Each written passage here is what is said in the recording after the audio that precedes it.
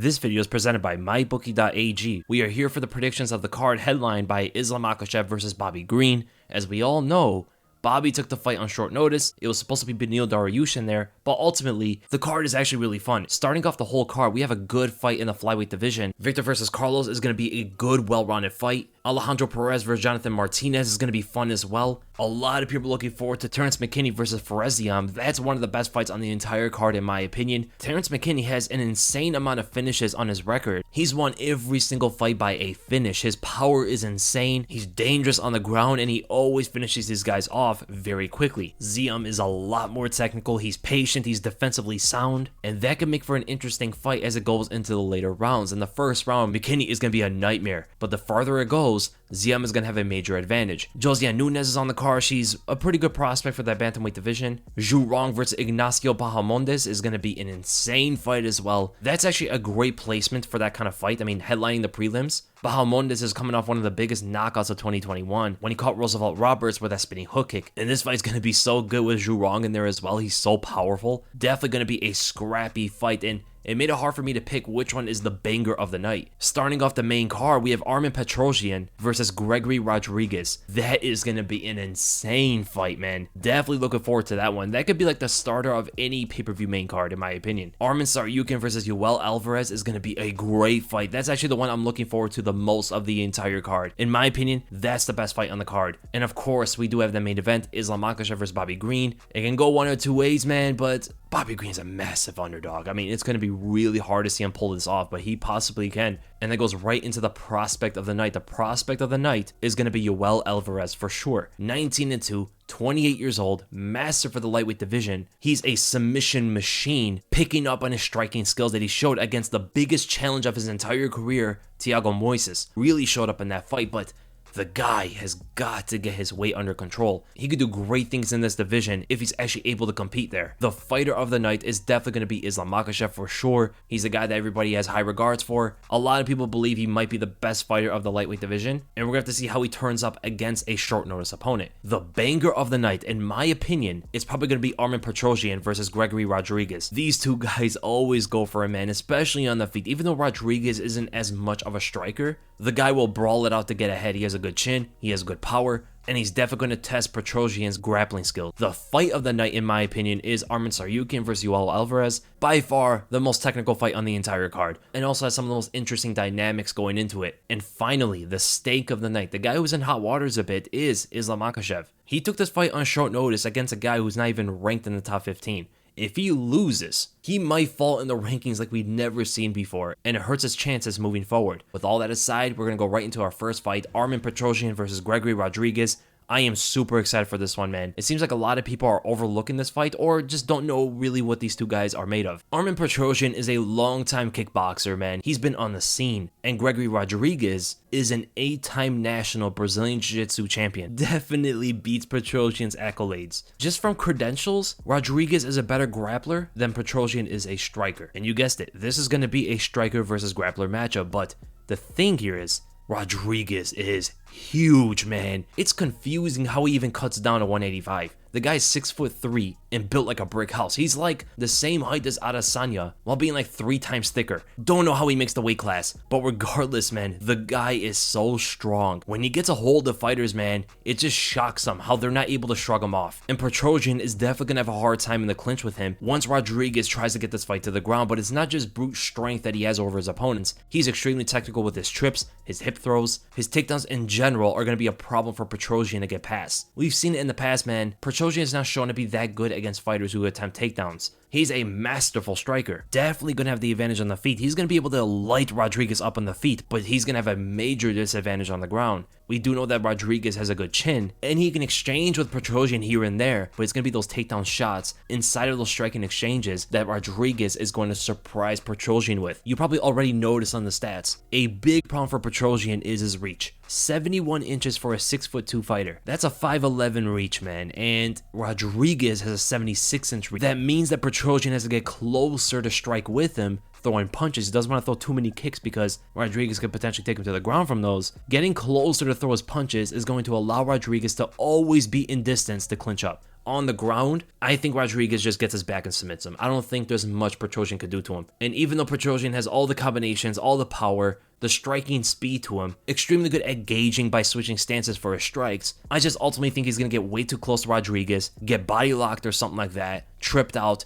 and then submitted. So at the end of the day, I'm going to go with Rodrigues, and I'm going to go by a first round submission. That first round is going to be explosive, man. Anything can happen in this kind of fight, especially if it stays on the feet and Rodrigues can't get Petrosyan to the ground. If Rodrigues cannot get this fight down, Petrosyan is probably going to pick this guy apart. That's going to be a fun one, man. Even on the betting lines, it's not that far apart. Rodrigues is definitely the favorite, but Petrosyan has a lot of chances in this one, man. And then we go to the best fight of the entire card, Armen Tsarukyan versus Yoel Alvarez. This is a scary fight for both fighters. Armen Tsarukyan is so skilled, he's so technical on the ground, he's really picking up on his striking. At the same time, Yoel Alvarez is so dangerous and massive for this division. I don't know if he's going to make the weight. I hope he does. If he misses for a third time in a row, they're going to make him go up to welterweight. There's no way you can miss 3 times in a row and stay in the same weight class. But those knees, the head kicks, the uppercuts, the long punches from Alvarez, you can see he's 6'3", and Armen Tsarukyan is 5'7". So Tsarukyan actually has a similar build to Thiago Moises. How short he is, his stature, he's pretty built and stuff like that. So Yoel's feeling of fighting someone like this is going to be familiar to his very last fight, except that Armen Tsarukyan is a lot more technical and well-rounded. Thiago Moises didn't really try to take the fight to the ground. He didn't really try to catch the kicks and the knees and stuff like that. I mean, Alvarez was giving it to him the entire time. He kept going for that right knee to the body, just lunging it out there without even setting it up, and then attacking with the right hand over the guard. He's so tall, he could just punch you in the top of your head. He does that to Tsarukyan. Either he catches him with it and hurts him, or Tsarukyan catches the knee, catches the kick, and takes him to the ground. We know Alvarez is going to be dangerous off his back. He's very long, he's going to attack for the submissions. I just don't see him handling Tsarukyan on the ground. I mean, we've seen what Tsarukyan was able to do against Islam, right? They were almost even in the grappling. He's so good at every factor on the ground, not a lot of guys are going to be able to grapple with him. He's strong, he slices through very quick, he can scramble for days, he has great ground and pound, he's always looking for the neck, and Yoel Alvarez does not have good takedown defense in general, so Tsarukyan could just shoot off from a distance. He's going to have to set it up because he doesn't want to get caught by a knee or something, because Yoel Alvarez's takedown defense is 0%. He has never defended a takedown in the UFC. Every time someone tried to take it to the ground, they took it to the ground. And none of them wrestle like Tsarukyan. Not even close. And if Alvarez has a tough weight cut, I wonder how long he's going to last in this fight before he gasses out. The wrestling is always going to be presented from Tsarukyan's side. He's always going to look to get this fight to the ground, but as well, attack Alvarez with his overhands, because Yoel Alvarez is a complete offensive fighter. He doesn't really set things up that much. He's always just looking to attack with his powerful strikes. Full power into his right hand, his knees, his leg kicks are damaging. He throws a lot of high kicks and stuff like that. And at the same time, he doesn't really move his head much. You even saw that against Thiago Moises. Moises was able to catch him with some stuff. Tsarukyan, who's faster than Moises and more powerful, is definitely going to be able to find his looping punches on Yoel Alvarez, as well as looking to catch every single knee and kick. Also just attempting double legs out of nowhere. If Yoel sticks behind a jab, that's going to make this fight a lot harder for Tsarukyan. Simply by sticking behind a jab is going to dramatically raise his chances of winning this fight.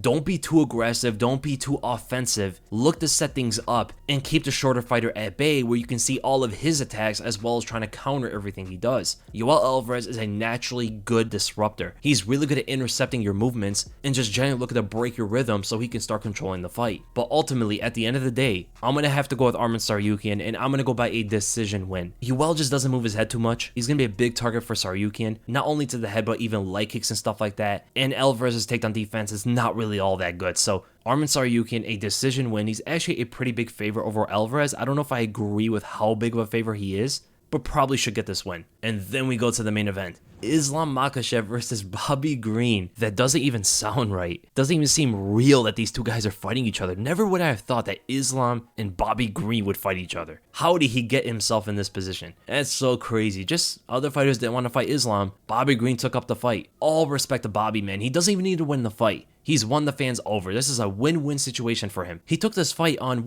less than 2 weeks notice against one of the scariest guys in this division. Very few guys want to fight Islam Makhachev. He makes you look like you don't belong in there with him. Look what he just did to Dan Hooker. I mean, Hooker was talking a big game, right? Trying to get a lot of eyes on the fight and ultimately just got thrashed. Like, no contest at all. And fighters don't want to feel that kind of thing, right? Bobby Green doesn't really care. He knows the kind of dynamic this fight is going to have. He knows how it could potentially play out. He even said that Islam is going to be a tough fight for him, but he's just going to do what Bobby Green does, man. Takedown defense and boxing. He more specifically boxes on the back foot, which is not a good style against Islam. He needs to be a bit more pressuring. When you fight guys like Khabib and Islam, you have to put them on the back foot because there's too many opportunities for them to attempt takedowns when they're moving forward. On the back foot, it becomes a lot easier to see these. And also, you take away their biggest asset, the fence. Pushing them back, they're not able to shoot on you and drive you into the fence. They shoot on you, now it's open space wrestling, which Khabib and Islam are not as good compared to how they wrestle against the cage. Right, Khabib and his guys have redefined how you wrestle against the fence. Before they were on the scene, a lot of fighters would use the fence actually to defend takedowns or to get up from the bottom. Nowadays, it's taught to not be on the fence, except for some fighters like Israel Adesanya, able to use his height and reach and just general takedown defense skill against the fence to his benefit. But most fighters these days do not want to be close to the fence when fighters are attempting takedowns. But man, that's just not Bobby Green's style. He doesn't like to be too pressuring. He doesn't like to back opponents up. If anything, he just sits in the center because he's kind of plotting, right? He just doesn't generally move around the cage. Islam is a mover. Islam is fast on his feet and he's fast with his hands. He's deceptively quick for this lightweight division for how big he is. I mean, he's one of the biggest fighters in the lightweight division, right? And he flows in the cage when he starts moving. He's generally a back and forth stepper. Likes to really only move linearly, not left and right. And that's potentially better for Bobby Green to, gauge when Islam is going to attack him, because Islam starts coiling like a spring when he does this. When he moves back and forth, he's either trying to time a kick, trying to time a punch, and most importantly, that low single or double leg. The pressure that Islam is going to put on Bobby Green, if Green doesn't want to move forward, is also going to allow Islam to work against the cage. Doesn't necessarily have to get Bobby to the ground with the first initial takedown. Just shoot in the quick contact and then push him up against the cage, work there, gas Bobby out a little bit, always looking to trip him out and work him. And on the ground, man, he'll do what Khabib used to do, except not necessarily try to punish him with ground and pound as much. He can do so. Islam and Khabib are a bit different with the way they grapple. Islam is a lot more technical and smooth with his transitions. He's always looking to get that submission on you no matter what. He's extremely dangerous like that. He's like a snake when he gets on top. Whereas Khabib is like a bear. He mauls you, he smashes you, he pounds through positions, makes you give up things to him, and then he'll take it. Islam will take things from you without you giving it up to him. That's a big difference between the two. And ultimately, man, it's going to require someone like Bobby Green to fight a more technical fight, because Islam is not going to give him a lot of openings because of that. He's always going to be tight on him, and that's going to not give Green a lot of opportunities. He might get bored in the fight. He might trash talk. He might try to get the audience on his side. This guy's not doing anything. He's kind of boring. But at the same time, you don't want to mess with Makhachev on the ground. You always have to be focused on what's going on, because at any moment, he can pull that Kimura like he did against Dan Hooker. At any moment, he can find your neck. At any moment, he can go for your leg and submit you. And ultimately, man, I'm going to have to go with Islam Makhachev. He is such a big favorite. It's actually disrespectful. I can agree that Islam is a huge favorite, but minus 850 is a bit much. I don't think Bobby Green could ever be that big of an underdog in any fight. And in my opinion, Bobby Green is a harder fight for Islam than Dan Hooker was. So we're going to see what Bobby Green can do. He's going to just try to catch Islam coming in. That's generally what's going to be. Use his hand speed. Low hands are probably going to allow him to naturally defend against takedowns because they're just right there. But at the same time, Bobby Green does not want to underestimate Islam Makhachev's striking. The guy's really fast and he's getting much better. So I'm going to go with Islam Makhachev, and I'm going to go by a third round submission. And we know there's a lot of people riding Islam, and there's some people who are picking the underdog. It's a massive underdog, a massive favorite. Islam should probably win. But who really knows with Bobby Green in there? We've seen stuff like this happen before, huge upsets out of nowhere. And man, jump to mybookie.ag, they have the best lines. Most of them are very logical. I actually agree with most of the odds. Good close fights like Tsarukyan versus Armen, Rodrigues and Petrosyan is a good betting line. Bahomo in this might be a little bit too much of a favorite, perhaps. He's very, very good. It's just the power from wrong is right. Ooh, McKinney and Ziem is almost a pick'em. That's an interesting one to look at. McKinney is so strong in the first round, but does Ziem's technical approach allow him to get past that first round, right? The defensive surviving ability they might have, get into the later rounds as McKinney is blowing his wad in the first. That's one that a lot of people should be looking at. Carlos and Victor pretty close as well. That should be a very good fight. Back and forth a bit. Ramiz Brahimaj is a minus 360. I do think he should win the fight, but man, a lot of his performances haven't really met expectations. But do you know how I know he's going to win? He just lost his last fight. Brahimaj never loses twice in a row. He always wins after he loses, and then he loses after he wins.